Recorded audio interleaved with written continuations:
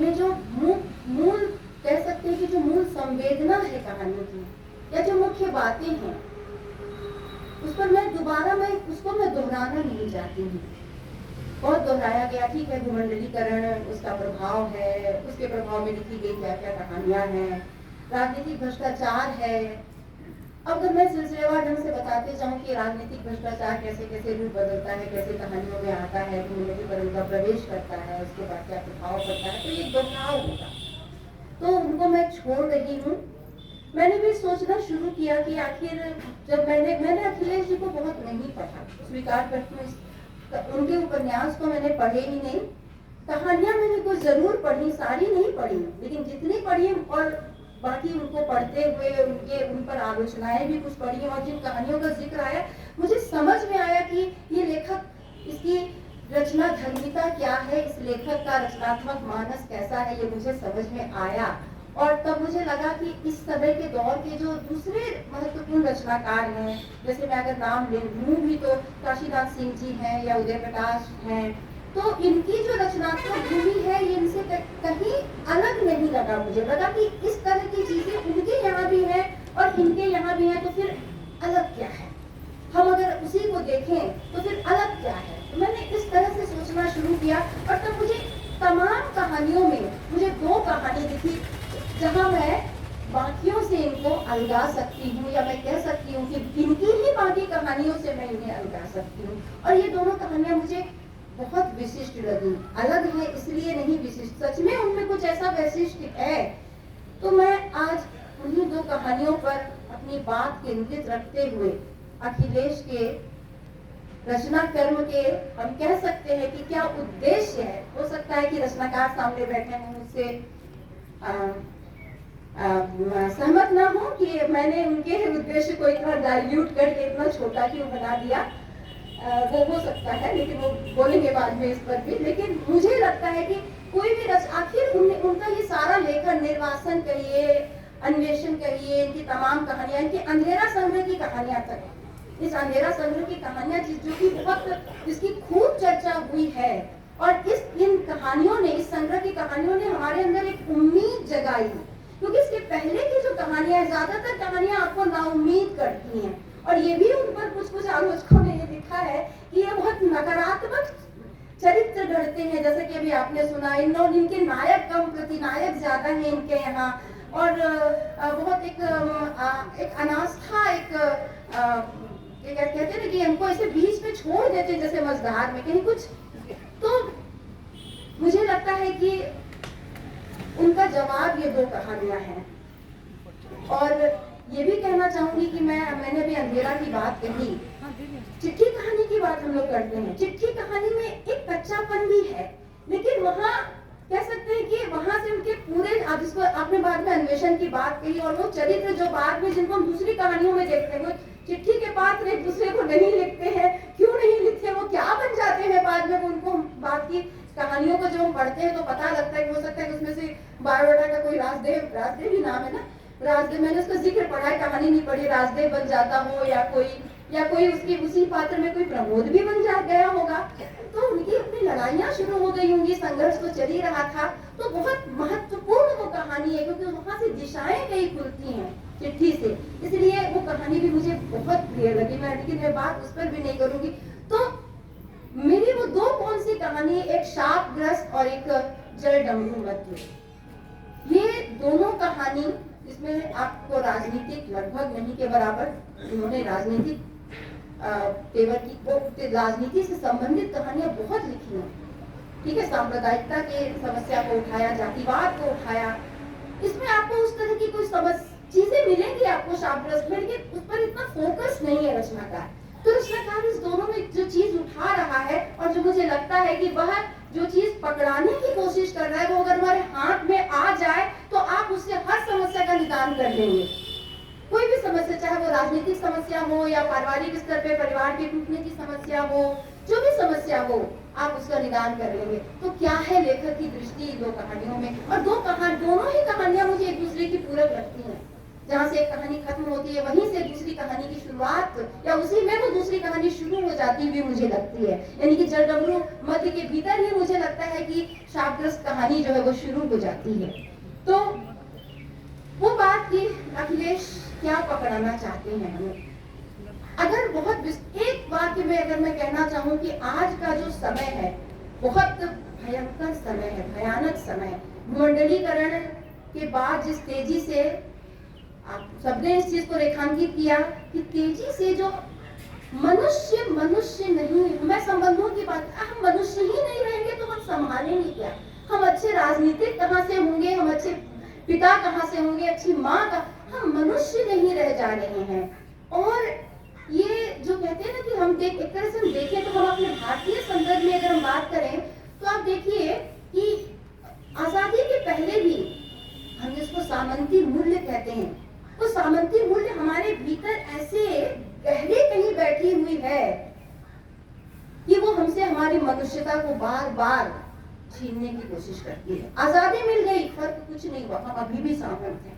और गजब की स्थिति है कि हम ना सामंती मूल्य से मुक्त हो पाए हैं और हम अति आधुनिक भी गए हैं, उत्तर आधुनिक दौर में भी पहुंच गए हैं। ये दोनों विडंबना को लेकर के आज का मनुष्य चल रहा है।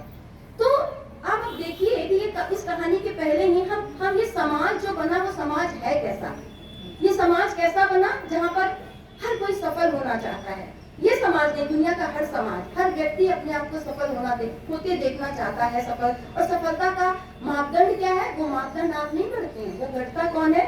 वो सामने वाला गढ़ता है। सोसाइटल नॉर्म्स है, उसके हिसाब से आपको जीना पड़ता है। समाज में सफलता की जो परिभाषा है उस परिभाषा पे आपको खड़ा उतरना पड़ता है। उसके लिए तमाम तरह के छल छद्म के रास्ते आपको अपनाने पड़ते हैं। आप कहाँ बचपन से लेकर एक छोटे बच्चे को भी वही सिखाया जाता है कि आज के हिसाब से अपने आप को, माँ बाप को चिंता नहीं है। हम बहुत आज की पीढ़ी को कोसते हैं। मैं जलडमरू मध्य में इसी बात पर उठाऊंगी कि हम इस पीढ़ी को तैयार किसने किया? ठीक है, बाहर की परिवर्तन तो है, लेकिन क्या हम जो पिछली पीढ़ी, मैं कहती हूँ कि हमारी पीढ़ी, हम जो आज 50s के लोग हैं, यानी कि 50, 45 से 55 के बीच के आज हम लोग हैं, सबसे खराब पीढ़ी है हम, सबसे खराब हम। क्योंकि सब अपने जरा इंट्रोस्पेक्शन करके देखिए तो समझ में आएगा कि क्यों मैं ऐसा कह रही हूँ। तो मैं ये कहना चाहती हूँ कि जो समाज आपसे आपकी निजता को छीन लेता है, जो समाज आपको बताता है कि आपको क्या बनना है, कैसे बनना है, मैंने आप दूसरे इसको मैंने थोड़ा सा मनोविज्ञान यहाँ पे खंगाला था और मैंने देखा कि फ्रॉइड के एक लैंग का शायद नाम था, मैं उच्चारण सही नहीं, उसने अदर्स गेज बोल के लिखा है कि आप दूसरे की नजर से अपने आप को देखते। हम तो अपनी निजता को छोड़ने के आदी हो ही गए हैं। जो निजता को हम बचपन से छोड़ते आ रहे हैं, जिस आत्म का निर्वासन हमने कर दिया, अब भूमंडलीकरण आए, जो भी वाद आए, हम तो तुरंत बहने के लिए तैयार है। समस्या है कि उस निजता को हम कैसे खोज के लाए। यहीं से ये असली समस्या है जिसको कि वह शापग्रस्त कहानी, जिस कहानी की चर्चा बहुत कम हुई आलोचना में, सही ढंग से लोग इस पर बात करके निकल जाए, अजीब गरीब उसकी हरकतें होती हैं और उसमें थोड़ा सा शिल्प तलाश लेते हैं, बात इतनी आसान नहीं है। और जलडमरू मध्य को लिखते हुए या तो उस नई पीढ़ी चिन्मय और उसकी पत्नी की बात करते हैं कि कैसे वो पारिवारिक संबंधों को एकदम उसने खत्म कर दिया है, वहाँ पे कोई पारस्परिकता नहीं है, संबंधों में कोई उष्मा नहीं, पति पत्नी दूसरे पर हाथापाई भी करते हैं, विवाहेतर दोनों के संबंध हैं, लेकिन अर्थ के मामले में दोनों कैसे एक हो जाते हैं। बहुत नकारात्मक चरित्र है दोनों।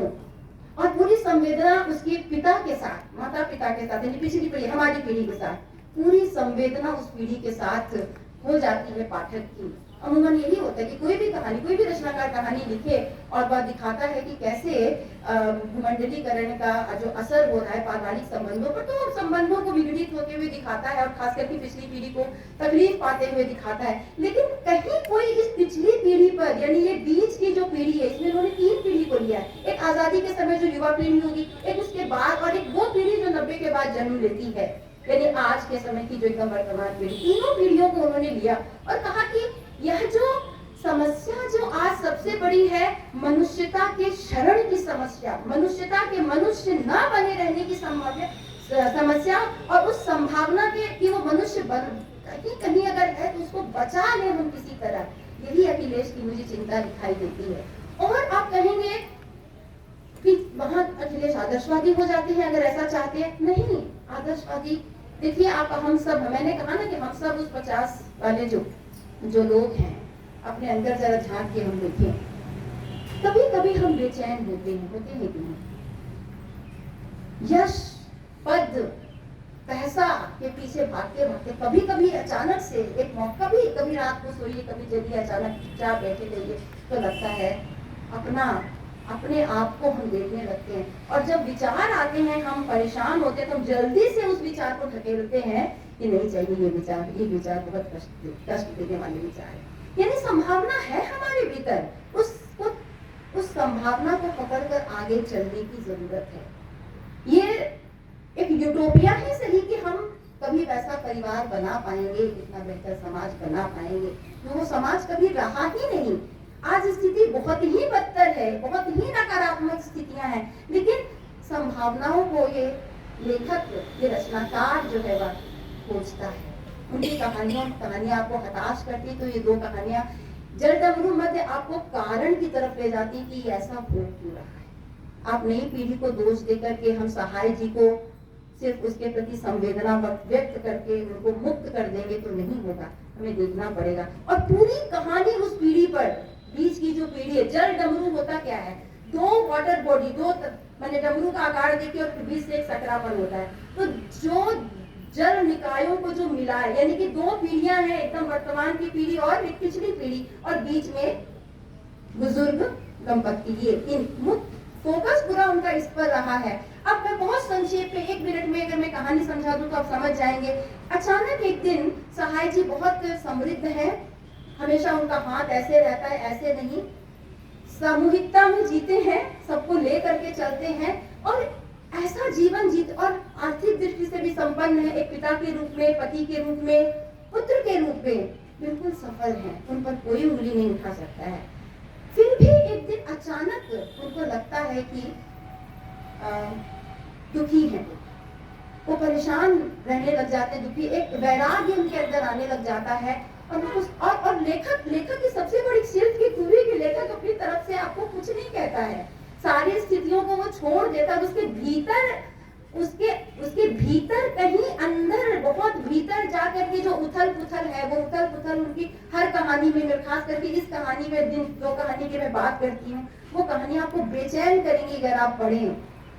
उसके भीतर जो उथल पुथल है, वो उथल पुथल जो वैचारिक भी है और जो भावनात्मक भी है, ये 2 तरह से आपको परेशान करती है, आपको सोचने के लिए भी मजबूर करती है। वो इमोशंस जिसको हम बता रहे हैं, जिस इमोशन को हम, उस अर्थ को सर्वोपरि मान करके जिस इमोशंस को हम छोड़ने के लिए बेताब हैं, तैयार हैं, उसकी भी एक जरूरत आपको महसूस होती है इस कहानी में। तो अब सवाल, अब यहाँ पर उन्होंने संकेत में बताया है कि क्यों उन्होंने जो है वह उनके मन में ये वैराग्य क्यों जगता है, क्यों वो दुखी हो जाते हैं, उन्हें अच्छा नहीं लगता। वो चिरैया कोट जिस कस्बे की बात हुई है, इसमें महानगर भी है, कस्बा भी है और गाँव भी है, वो कस्बा को जो उनकी जो प्राण से प्यारा था, दिल्ली जाते थे बेटे के बाद तो दौड़ के तुरंत लौट आते थे चिरैया कोट, और वो कस्बा को छोड़ने, अब सबको आश्चर्य होता है। संकेत में बार लेखक जो है बाजार के पसरने की बात कर रहा है, दुकानों के बनने की बात कर रहा है और दंगे की बात कर रहा है।